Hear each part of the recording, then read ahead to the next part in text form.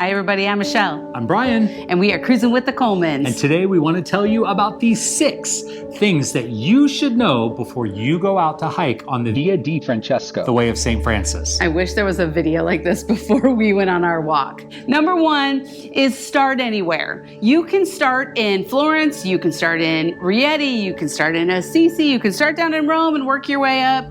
Make your pilgrimage yours. Don't feel like you have to get to a certain place. You can get a testimonium in Assisi and you can get a testimonium in Rome. And you can walk in either direction. Yes. So that works too. Number 2, make sure you're training, because holy cow, this is some serious hiking through the Apennine Mountains. I assume they're watching us from their treadmill or they're out hiking right now. If you're not on your treadmill right now, you probably should get on it. You should. Or a Stairmaster. A Stairmaster would do you well. Those hills are tough.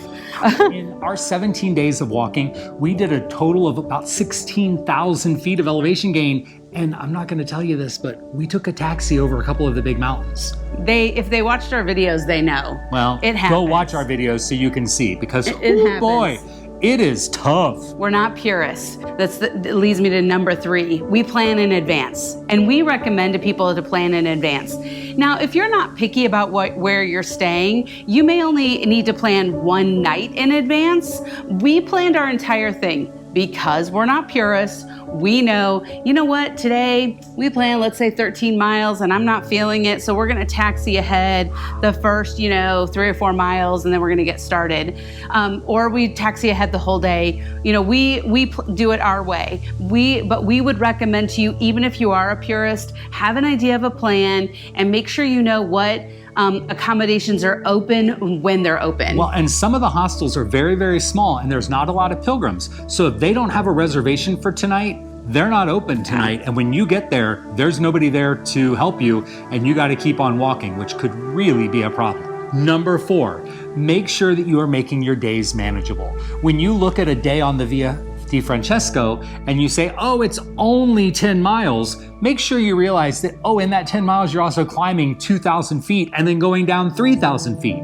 Short days are going to be your best friend, so make the days manageable for your ability level. Is that contrary to what we just said about planning in advance and we're not purists? Should we have made our days more manageable? We should have made our days more manageable, but sometimes you just got to go as far as you got to go because that's the only place there is to stay. I feel like should have made them more manageable. There's a lot of things that it comes to when we should have, but we made them as manageable as we felt comfortable and allowing the time that we had to do it. So, it's relative, honestly. All right, number 5. I'm the foodie in the group, but Michelle, what did you think of the food in Italy? Oh, I love the food in Italy all day long. I'm telling you what, if you have dreams of going to Italy and you've thought about the food, it's going to exceed your expectations. Don't come to lose weight. Except what about lunch on the trail? Oh yeah, that's number 5. You need to pack your lunches. Every day. Every day. Always make sure. We had some Pro bars. That's the brand that we use, but we had protein bars basically in our pack.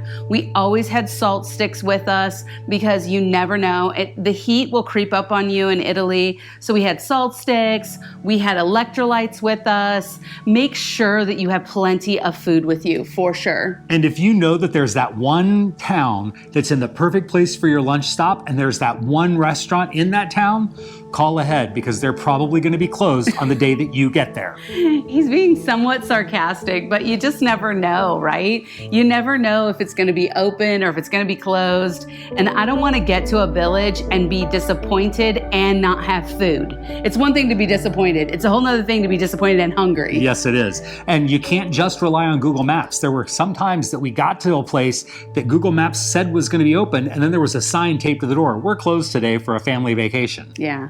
So you never know. Number 6. Our last tip is number 6, and that is to know St. Francis. Know who he was. When you understand who he was and appreciate him a little bit more, you'll understand the trail. This isn't like any other pilgrimage route. I felt like I was really glad that we both knew about St. Francis before we went because it led to a better appreciation of the type of trail that we were on and the places that we were seeing. Well, if you would like to walk on the way of St. Francis and you've got questions, make sure you leave a comment down below. Let us know what we didn't cover here today. Yeah, what else? What you want to know. Check out our other videos in the playlist that's linked right here. If you would love to travel in a group, we would love to have you on our group travel experiences where we do all the planning for you. Be it this trail or some other trail, we're planning trips out through 2028 right now. So if you check out our website, cruisingwiththecolemans.com, you can see all the trips we're planning. And if you have something in mind, you can help us plan another trip. Arrivederci. Thanks for watching.